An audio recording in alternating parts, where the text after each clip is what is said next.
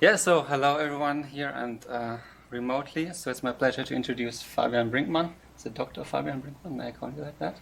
Yes, it's Officially? safe for you to say that. I'm not sure if I'm Okay. already allowed to do it. Great, yes, Dr. Fabian Brinkmann, who did his PhD in TU Berlin with Stefan Weinzierl on virtual audio for virtual acoustics for audio and virtual reality.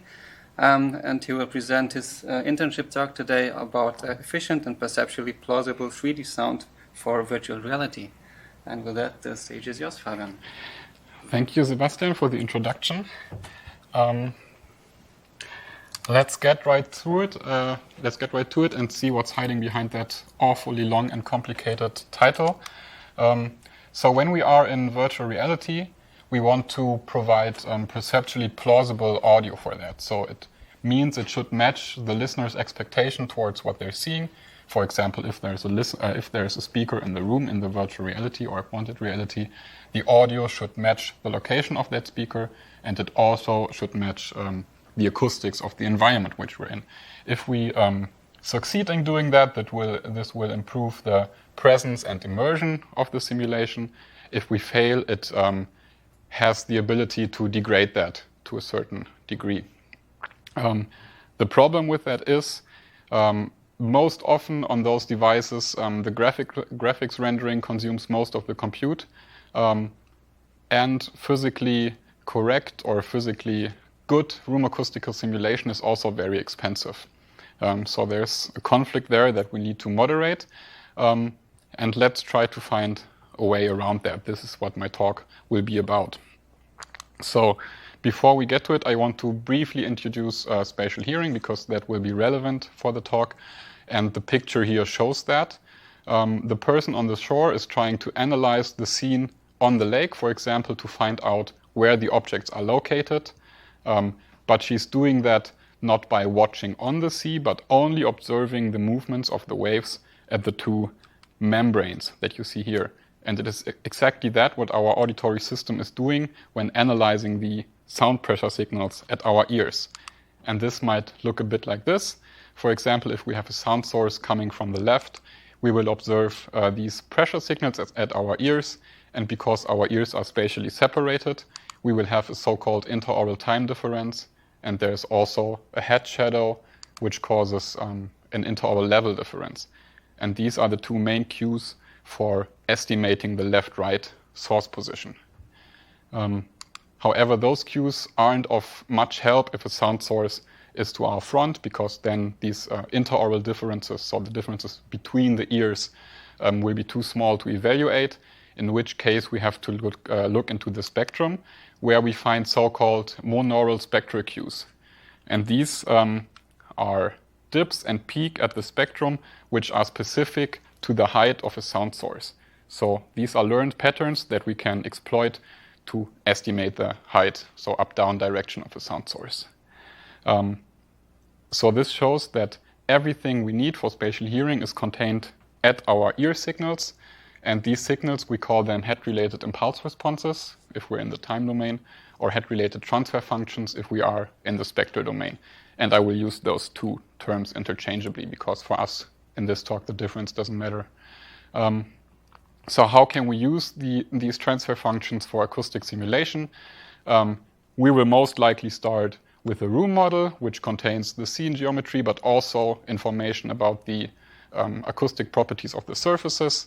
And using that together with a model of our sources and receivers, and most important, an algorithm that computes the sound transmission in this room, we can simulate the so-called impulse response or room impulse response.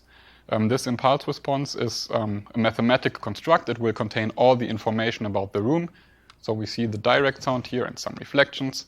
And because we simulated it, we will always also have directional information attached to it. So we call it the spatial room impulse response, which means we know where the direct sound is coming from and all the reflections. And we can use that together with our head-related transfer functions to make the simulation audible for the listener. However, as I said, if we want to do that physically correct, that is very expensive often. And we won't have the computing power to do that in some applications at least. So a way around that would be to try to derive a time model, a parametric time representation of what we simulated. This would mean we can simulate offline and then try to derive at this presentation. And a very common presentation would be to have a direct sound or a first sound, which has a time of arrival, a direction of arrival, and a level, followed by some early reflections with the same information. And then at some point, we will arrive at the so-called perceptual mixing time. This is the line here. After that time, we are not able to perceive any direction information. So once we're there, we can have a very simple model for the late reverberation, which might be as simple as a decaying noise. And this might be that part of the impulse response. And the advantages are it is relatively cheap to render in real time, yet it can be very plausible perceptually. The parameters should be of low memory cost to store for real-time rendering, and it also allows aesthetic modifications. So we can, at any time, change, for example, the level or the decay rate of the late reverberation if we want to do some artistic changes, so to say, for example, for game developers or audio producers. So this set the scene. What I want to do, I want to have a parametric de- and encoding of spatial impulse responses, and I will especially focus on including early reflections in this pipeline. However, the encoding, which can be offline, has some tricks to it, because whether or not a reflection might be audible depends on the environment. It depends on the audio content that we're playing. At the same time, we want to have a scalable solution. So, for example, if our application tells us be as realistic as you can, we want to be able to provide that. If it tells us our guy is playing a really fancy game, we don't have so much compute left, here's what you have, deal with it. That we want to account for. We want to have a smooth spatial distribution of the parameters, meaning if I extract them at two positions in space that are close together, the parameters should be similar.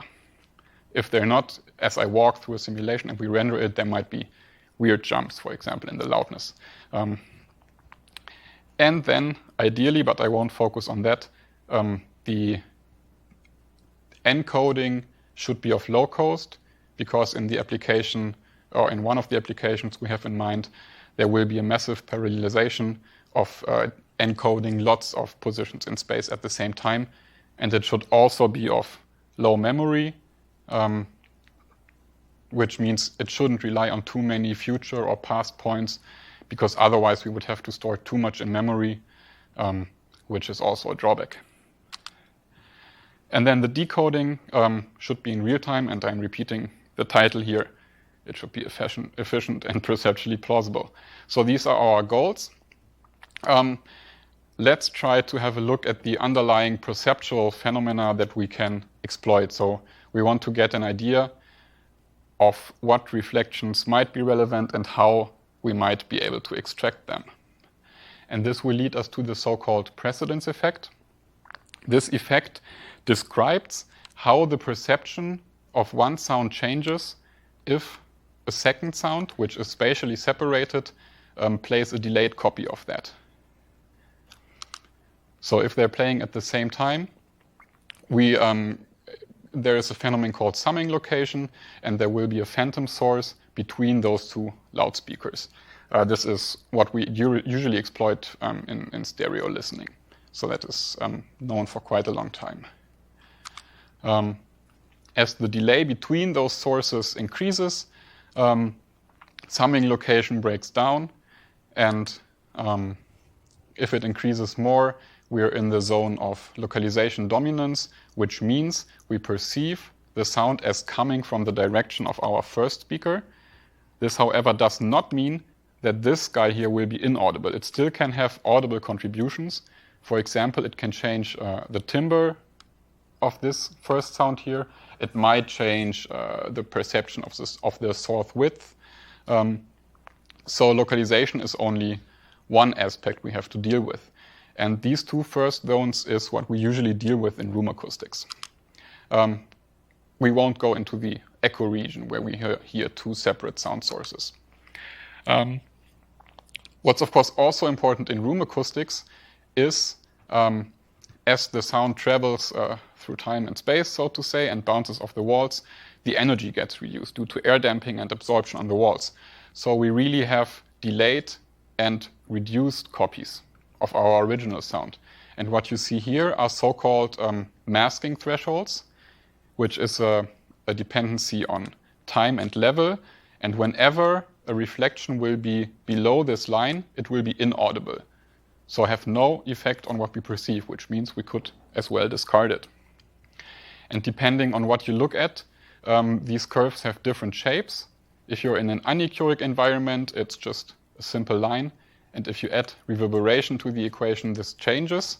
There are two curves that have been proposed. I don't want to go too much into detail. I will go with this V-shaped curve. It shows an increased sensitivity after the direct sound, and then as the reflections and reverberations appear or kick in, this sensitivity decreases again and reaches a saturation. So this is what we want to mimic. And besides the dependency on the level, there is also a dependency on the spatial separation, which means a reflection has a higher potential to be audible if it's spatially separated from the first sound. And this is an effect that can be up to 10 or 15 dB. So we know what we want to do, and we might have an idea of what we have to consider and how we might to do it. So let's try something. Before we can do that, we have to get some data to work on, which is why I generated a database consisting of 9 rooms. They have 3 different reverberation times, from rather dry to rather wet, and 3 different volumes, to cover a large range of acoustic conditions that we might encounter in real life. I used 2 different simulation methods to get my database. The first one is an image source model, which calculates the exact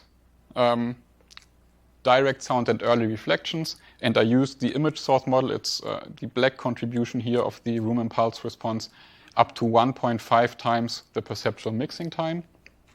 For this room, it's about here. And then after that, I used a simple decaying noise for the late reverberation.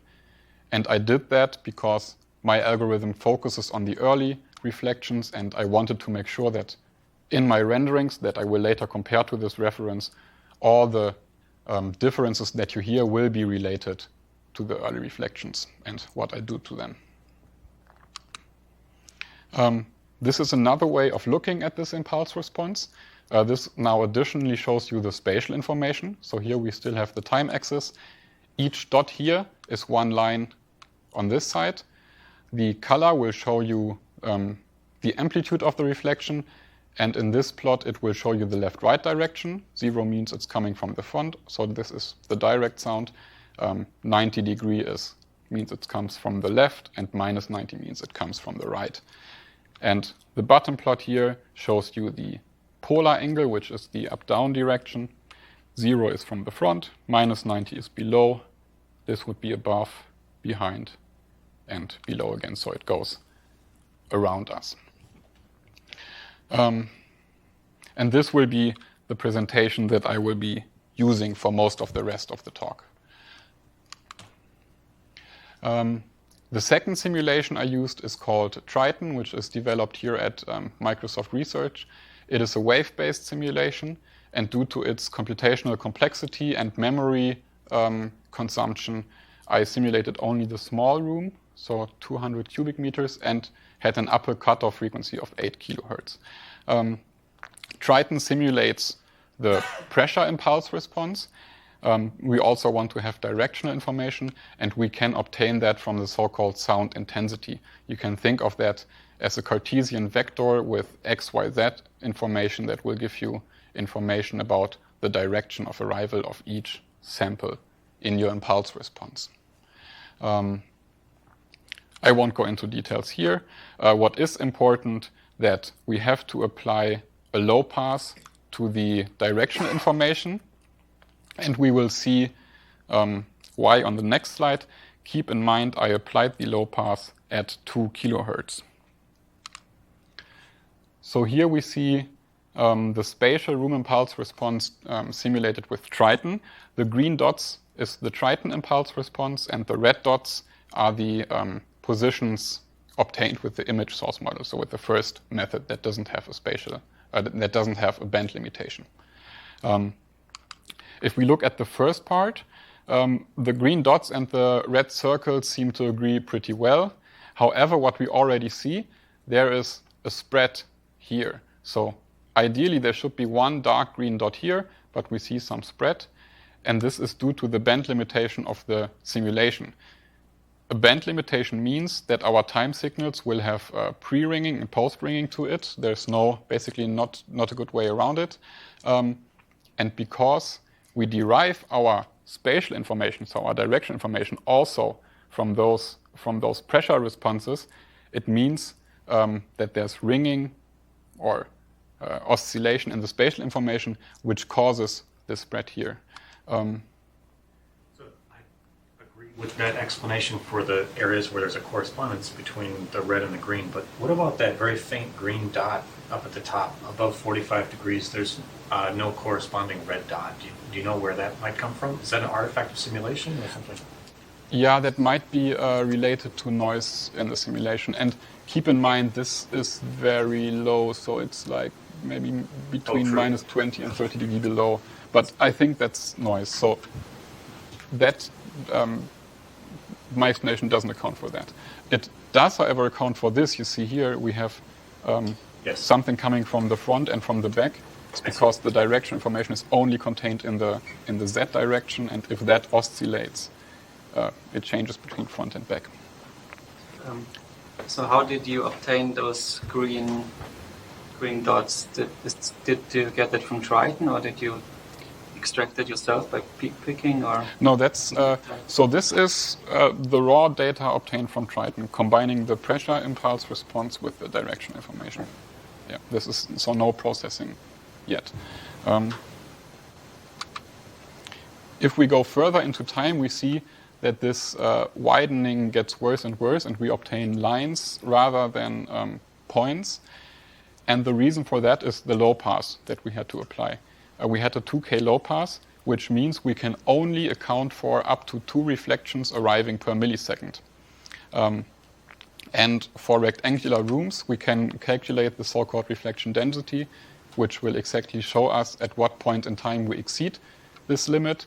And for a room of this volume, we see that at about 25 to 30 milliseconds, this limit is exceeded, and it's pretty much at that point in time where our image here gets very blurry and messy. So we have to keep in mind that we might get valid results only in this region here. Shouldn't you Yes. that also at the time and frequency the same? Like look at the result in the time and frequency to the like 3D. Can you say it again? I'm like considering also the frequency domain, like how it works in the frequency.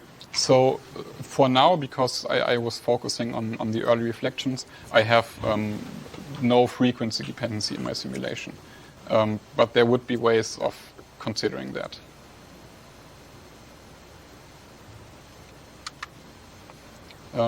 So this is what I propose for the encoding. We will start with estimating the direct sound. This means we're estimating the time of arrival, amplitude, and direction of arrival. And this here will be our left-right angle, the lateral angle, and this the up-down angle, or the polar angle.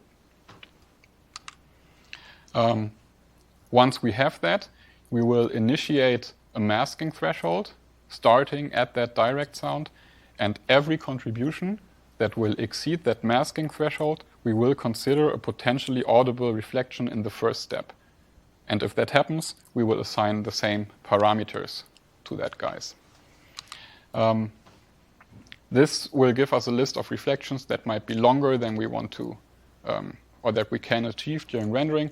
So there should be an algorithm to select a fixed number of reflections from the list we obtained in the first place. And in the last step, we of course have to estimate the late reverberation. And I'm doing that based on the residual energy, which means the energy of the impulse response, including the contributions that we consider to be an early reflection. And the difference is, these guys we detect here, we will render them directly using head-related impulse responses, which means we have to do convolution, which is rather expensive. And for the late reverberation, there are computationally more efficient ways of doing that. So let's look at the first step. How do we estimate the time of arrival? I was using an onset detector that was previously suggested here, and I won't go into detail, but it was shown to be quite robust and provide spatially smooth estimates for the time of arrival. Then for the amplitude, I simply did a root mean square average. So here we have our pressure signal. And what's important is the time bounds I use for that. I start half a millisecond before the maximum associated to this onset here, and I go up to 1 millisecond afterwards, which accounts for summing location. So I assume a reflection, and like if I say reflection now, it's not a physical reflection, it will be an audible event, and it can have a certain extent in time. And this is the window I chose. And so the 1 millisecond, that's like a rule of thumb. It's about the time that summing location works for most of the signals. It's a rather conservative estimate. So this is how I estimate the direction of the arrival, and I found a very complicated way to write it down. What it basically tells you, it's a weighted average. So I average the left-right angle, the lateral angle, with the squared impulse response. I use the same time bounds, and I, of course, have to normalize for what I have here as weights. And this guy here has the range between plus and minus 90, so I can average it directly. The lateral angle, it goes around the clock, so to say, so I have to apply a spherical averaging, which is why I use the pressure impulse response, so the weights at the absolute value, and then the angle is here, and then get the angle again, and everything again in the same time bounds. One question. Yes. So you assume you have, for encoding so you don't have a ground truth for the angles? Or Actually, with how do you get the phi of t? So the ground truth is the image source model in my case. And in case of so I generated spatial impulse responses to work on. For the image source model, I have the exact locations. They're just part of the model. And for the Triton simulations, this is what I derived from the intensity. So I assume that these angles have to be available for the algorithm to work. But the use cases I have in mind, there you usually have them. But there are other use cases where they are very tricky to get. Do that integration because it can happen that you have still multiple reflections in that window. Because ideally you assume you have only one reflection in there. Yes, but as soon as we have a band limitation, we will have a spread. So it's also, so we don't have ideal impulses. Yeah. With the image source model we have, with other we wouldn't. So this is one thing to account for it. And then also, as we move in time further into the impulse response, there will be reflections that are very close together, and some of them might be grouped. This is what you had in mind, right? Yeah. Yes? Is your front dot confusion normally happens at low power time? So the funny thing about this is I don't care about front-back confusion here. The reason being is I looked into the number of sources that we can perceive at the same time. And there has been a study that showed that we're rather good in perceiving sources at the same time if they have a lateral separation.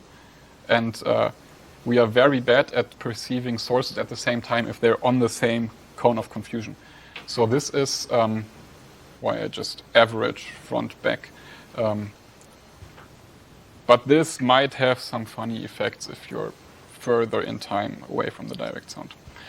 We will see it in a second. So now let's get to the implementation of the masking threshold. As I said, I wanted to model this curve here. And I did so by having a slope, so a decay rate of 1 dB per millisecond, an offset of minus 10 dB. So the curve starts 10 dB below the level of the direct sound. And this V shape here, I tried to approach by adding 35%, and this number is just trial and error, 35% of the energy of all the reflections here to this threshold curve. And this looks like that. So here we have our impulse response. This is our threshold curve. And you can see there is a reflection. It peaks above the threshold, so it's audible. That is why it has a red dot. And once we pass this reflection, 35% of its energy are added to the threshold, which it so it goes up. And at least, and this is a very discrete thing, but it approaches this V shape that I wanted to model. Now you also see, and also please ignore this red line.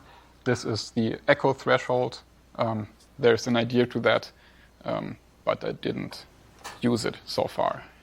And you also see this is not a line, it's an area, and this shows you the spatial dependency of that. So if we look at the masking threshold with respect to the lateral angle, this is our direction of the direct sound, and as the spatial reflection, as the reflection moves away in space from the direct sound, our threshold drops, and we become more sensitive to that.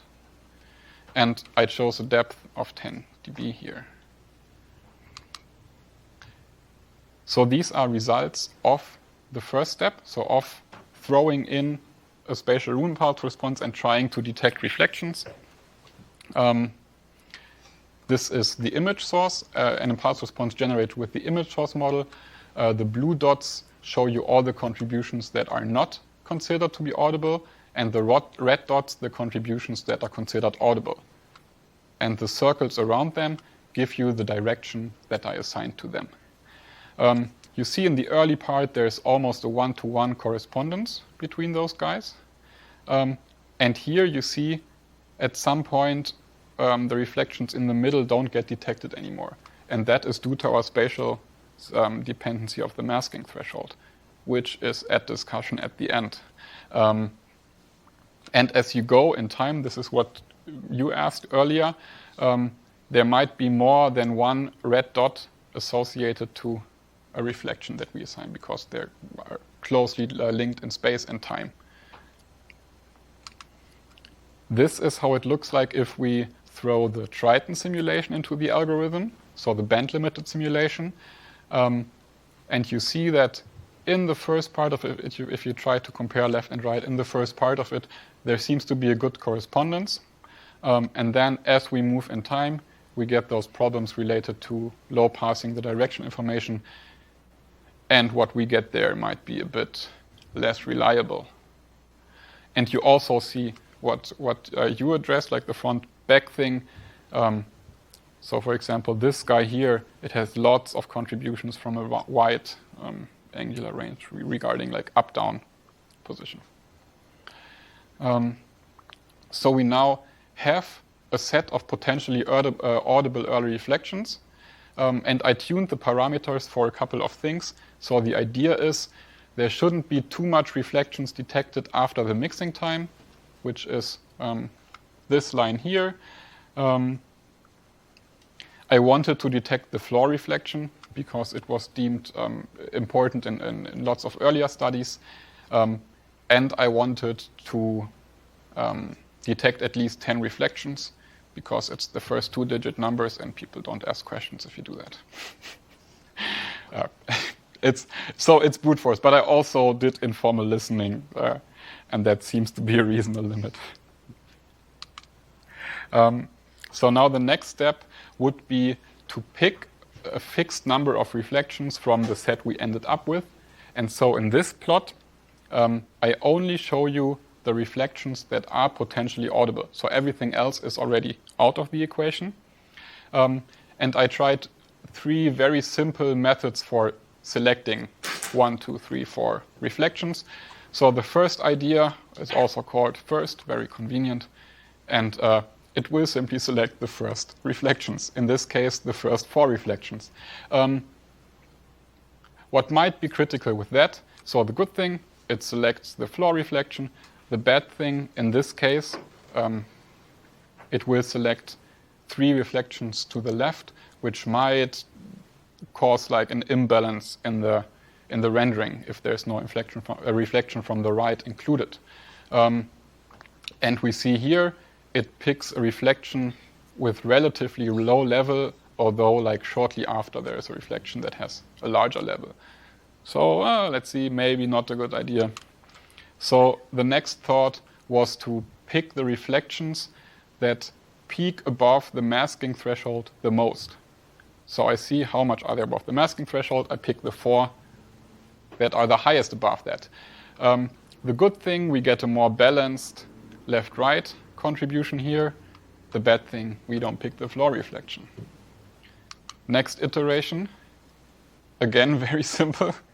Pick the loudest reflections. And yes, we get the floor reflections, and yes, there seems to be a rather balanced selection of, like in the left-right sense. And I checked that for more than only this picture I show you, and this seems to be working in most of the cases. So just from looking at it, loudest would be what I prefer to this point. The last thing I had to consider was modeling the late reverberation. And I said earlier I was doing that based on the residual energy. So these guys here were selected as audible reflections. And the gray thing here, this is the room impulse response, sorry for not mentioning. And the gray thing is the residual energy. And I calculated the blockwise RMS power of that energy, which is the dashed yellow line here. And then starting at the point right after the last reflection I included, I fitted a line to it. This is the log, the decibel logarithmized representation. So I can fit a line to it. And if we look at the impulse response in the non-logarithmized domain, it will be an exponential decaying curve. And this is how the left channel of the parametric binaural impulse response looks like. We have the direct sound, a couple of reflections, and then we have decaying noise. However, you see that there is a reflection here that was discarded, and we lose the energy of that reflection if we do that. So a second approach I took is to fit a second line here that will so if I integrate the energy from here to here, it will have the same energy as the reflection I discard. And this is how this looks like. And I will refer to this as a single and double ramp. So we have something. We don't know if it works. Let's have a look. And let's have a water.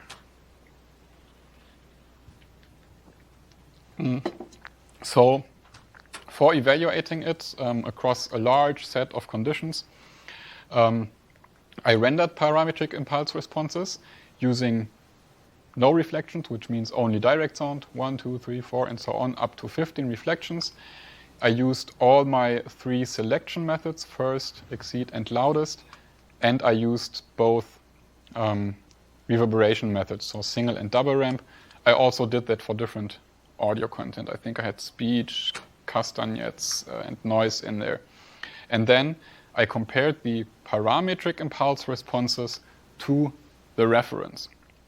And the reference was given from the image source model because that has no band limitation. I'm already in quite far in time, so please ignore this. I will only tell you the output. So I looked at the energy mismatch between the reference and the parametric representation, and it seems that the algorithm preserves the energy quite good.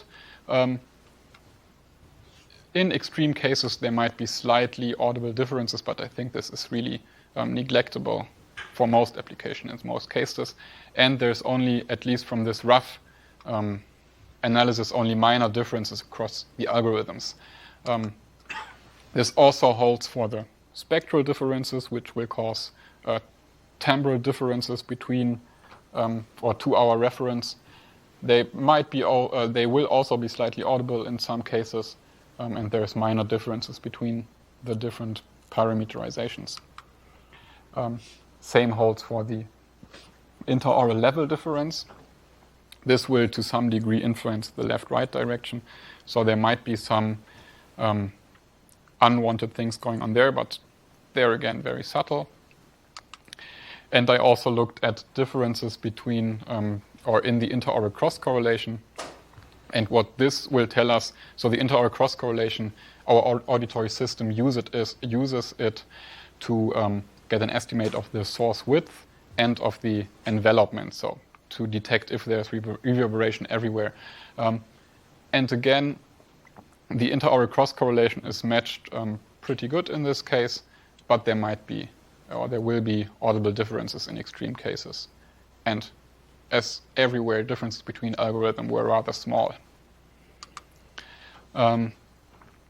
So I followed up with the perceptual evaluation, and this will give us more interesting results.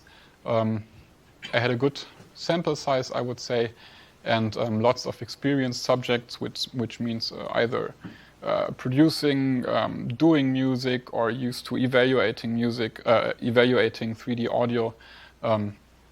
So I hope to get good and reliable answers for them. And for the listening test, as always, you have to narrow down your conditions because you can't ask subjects to rate for 10 hours. So I ended up using no reflection, 1 and 6 reflections in the parametric rendering. I had an additional control condition termed 6 ISM. And what this is, from the image source model, I just selected the 6 first order reflections. So the 4 reflections from each wall, the floor, and the ceiling reflection, and just pretended that those reflections were detected by the algorithm that I have. And then they were applied to the same parametric rendering. I only used the loudest method for selecting because in informal listening to all of them, I found that this was or showed the best results. Same for the double slope method, that showed slightly better results than only using a single slope. And I did the evaluation for running speech signal, anechoic speech convolved with my impulse responses. And most important, all the parametric representations that ran through my algorithm were rated against the reference that we have. So these are the results. At first, I asked my subjects to rate the overall difference. So just listen for any differences they could hear. And they did that in all the 9 rooms, large, medium, small, and here the different degrees of reverberation. This is why there are 9 boxes here. And there are some interesting trends.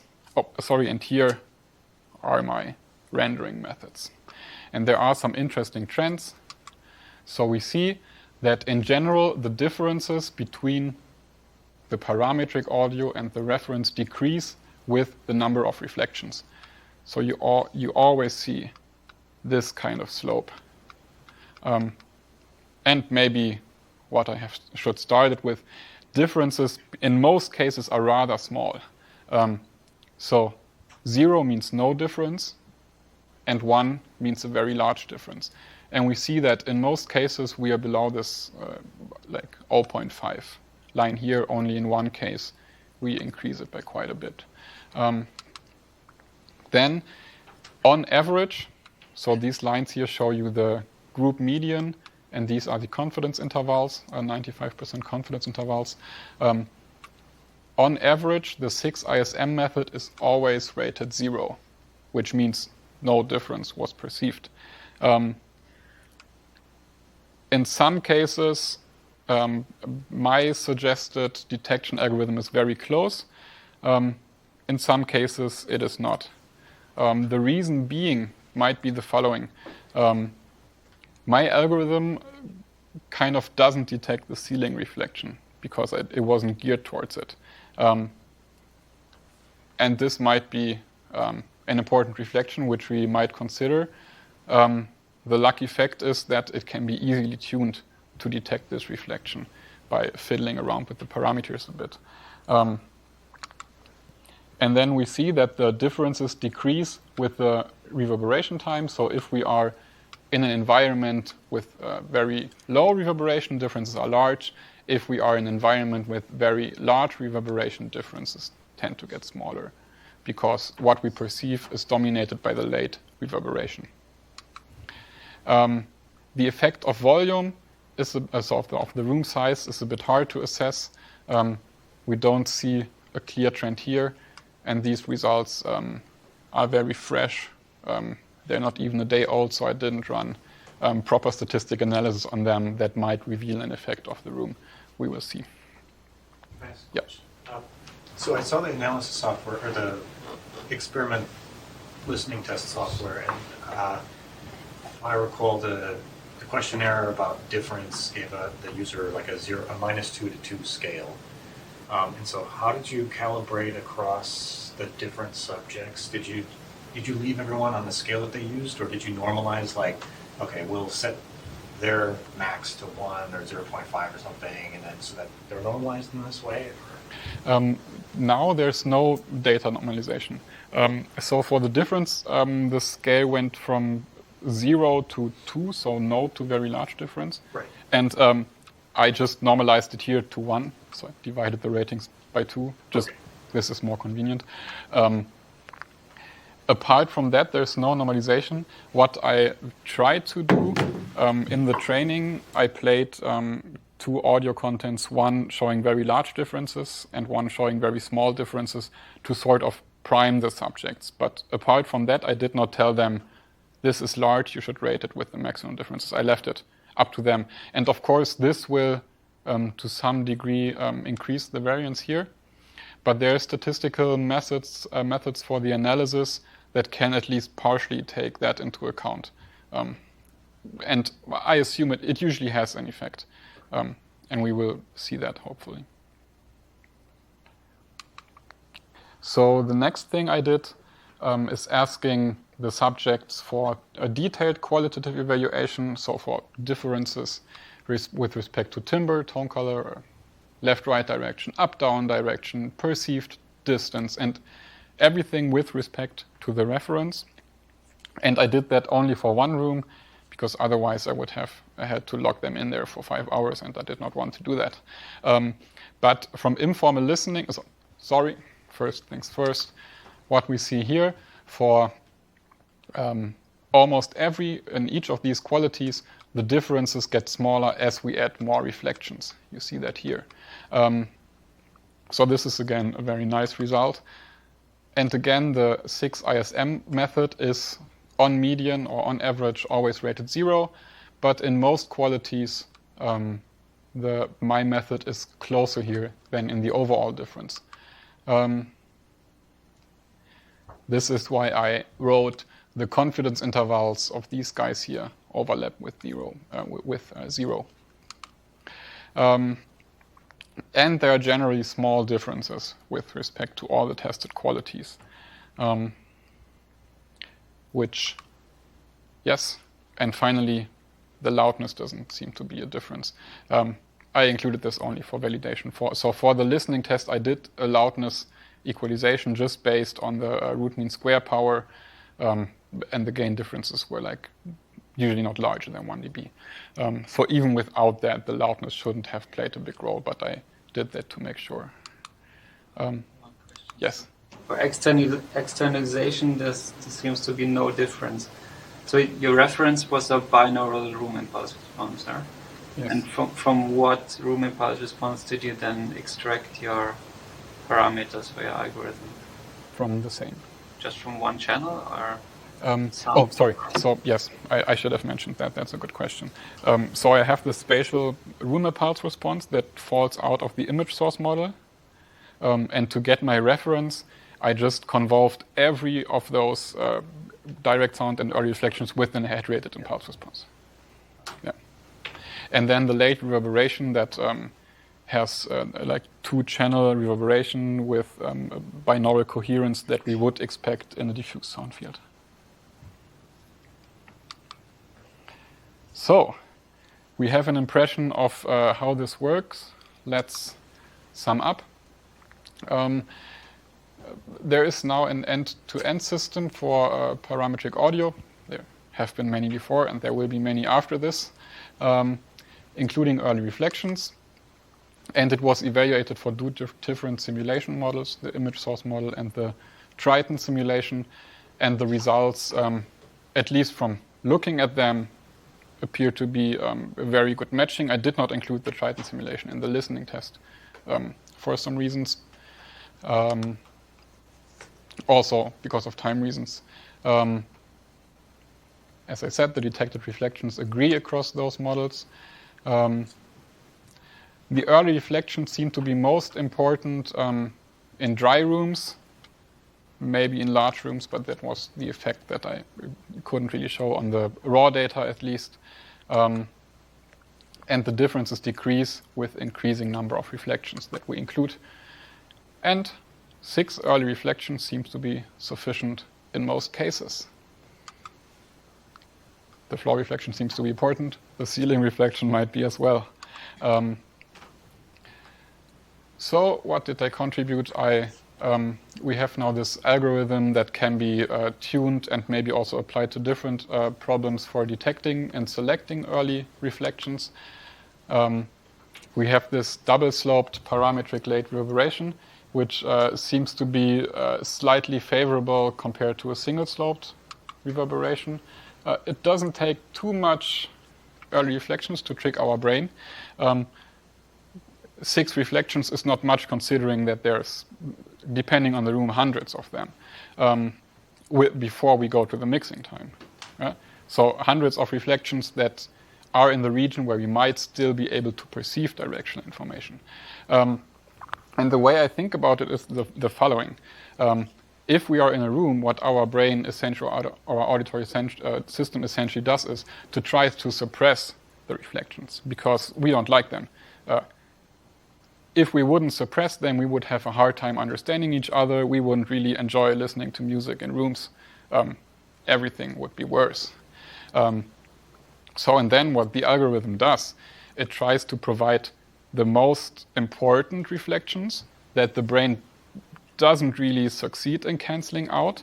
And these reflections provide the sense of source width, distance, all the qualities that we saw.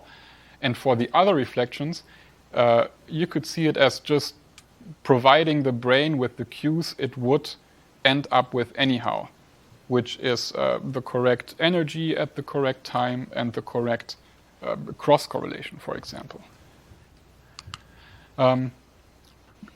The pipeline I did might be included in the Triton workflow with some work, especially on the real-time low memory thingies, but I think in general that would be possible.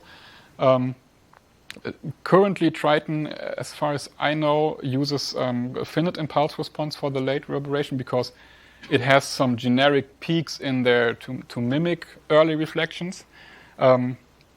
This approach here with the 2 slopes, I think, should be implementable as an infinite impulse response, so being less computationally demanding and hopefully of a higher perceptual quality. I think there's some evidence is there, although agreeably differences might be small. But considering that that it doesn't cost too much, it might be worth a shot. For the outlook, of course, we want to model non-empty rooms. We are barely in empty rooms, and this is an example for this.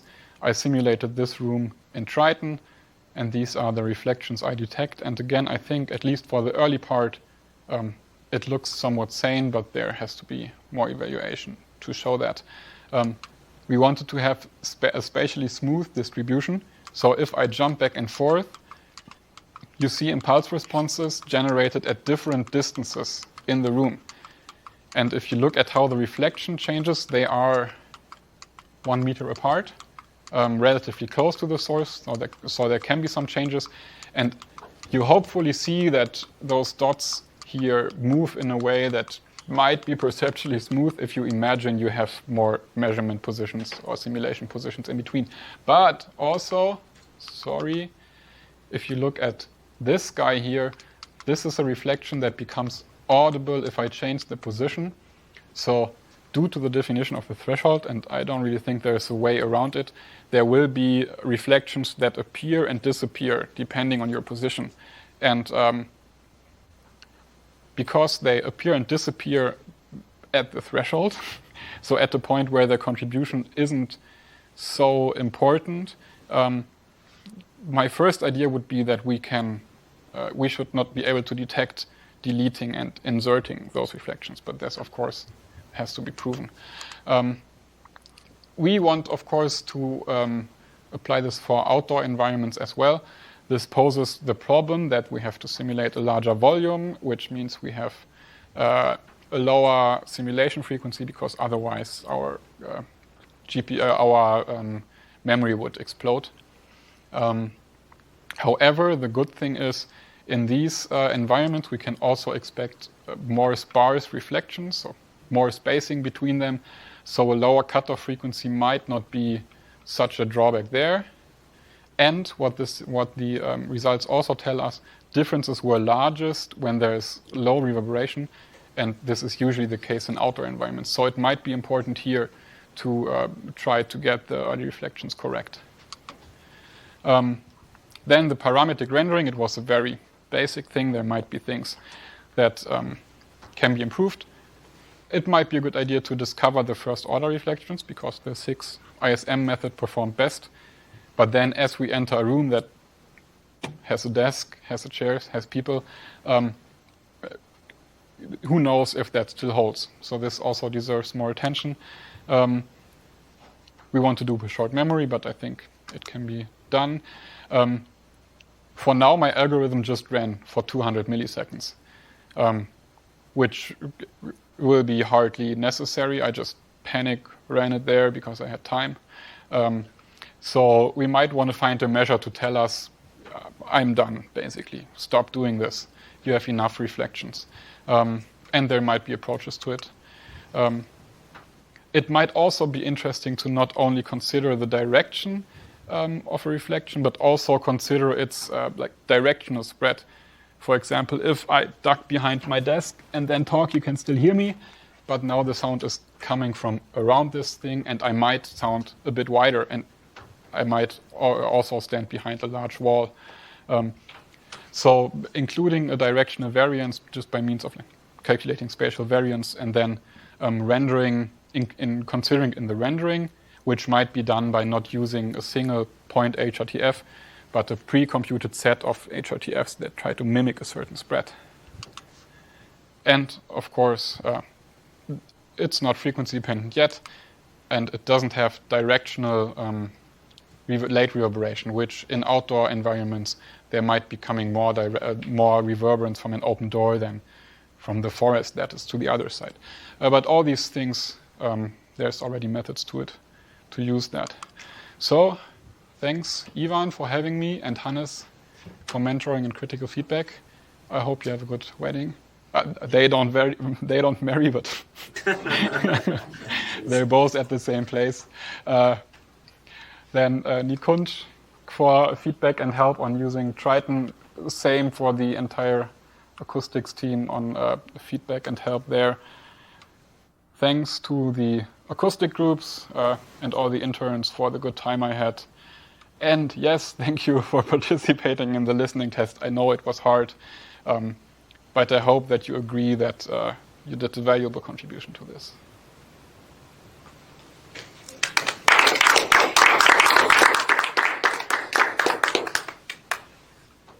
So I just wanted to share some related experiences we had that might help you think through additional ways to talk about your results.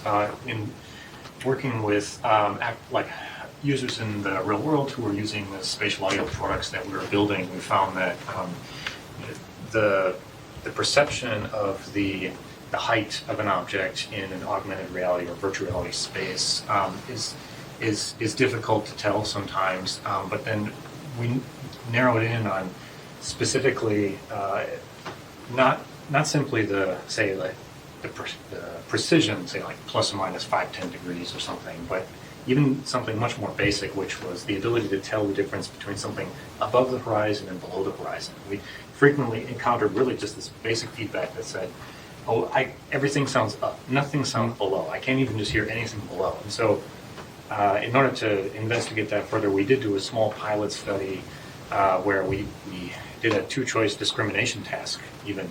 Is this sound source above or below? And so in your results, I saw that, and you mentioned that, yes, the effect on the vertical precision or accuracy might have been listed as relatively small, but I wonder if you zeroed in on specifically a two-choice discrimination between up or down, you may find more dramatic difference, the ability even just to hear anything below. I don't know if it's possible. At least we found that with a few subjects, and I have been curious whether a larger study might bear that out. Yeah, that's a really important point. So I did not do that in my study because it's all rated relative to the reference. So we only see that there's almost no mismatch in the up-down directions as soon as we have one reflection. And in theory, the sound was coming from directly in front of you, so 0-degree elevation. But it still might have been the case that subjects perceived everything as coming from 10 degrees up. So I don't know that in this case. The possibility that we have, at least in virtual reality, we have the visual representation, which helps. And apart from that, it gets difficult to achieve it, I think, in a physical correct way. Even if we have highly individualized HRTFs, this might still be a problem if we don't see anything, because then we consider, it's out of view. It might be there, I don't see it. It can't be there because I'm standing on the floor. I think that might be an effect in play here. And I think two guys from the Graz University, Matthias Frank and Franz Zotter, at a small German conference, they had one paper where they tried to go around that by simply applying a high shelf filter to the HRTF. So reduce high frequency content if something is above, and increase it if something is above. Reduce it if it's below, increase it if it's above. It worked quite well. And I think that's also a nice way of thinking about it. We as engineers, and we try to understand everything, we have to do this. I'm very prone to that. But if we go to user interaction, it might be sometimes, the way to a good solution might be sometimes shorter if we just go for effects. Yeah, so up-down localization is mainly only spectrally. So that's Jens Blauert that has this in this book, and it basically does a region around 12 kilohertz, I think. So just put a filter increasing 12 kilohertz, and you will perceive the source above. It's very easy. Mm-hmm. And I think humans are just really bad, and so you have a really large confusion between up and down localization. because I think we are just trained to that. So usually it's a really rare situation that you have something coming from the floor. So usually sources are above. And it's rare that you stand on a chair or something and some source comes from below. So it's a rare event that we perceive. So I think we're just not trained on these events. Sorry. From a VR AR point of view, I would say that it's a feature, not a bug, right? The fact that Yeah. you can put some visual things, and it's there's the priors of you have something on top, but at the same time, the variance is so big that anything can actually pull you away from it. So that's something that is sort of more audiovisual perception just needs to be looked at. Nice. Thanks. A very stupid way to solve it is ask the subject to rotate their head.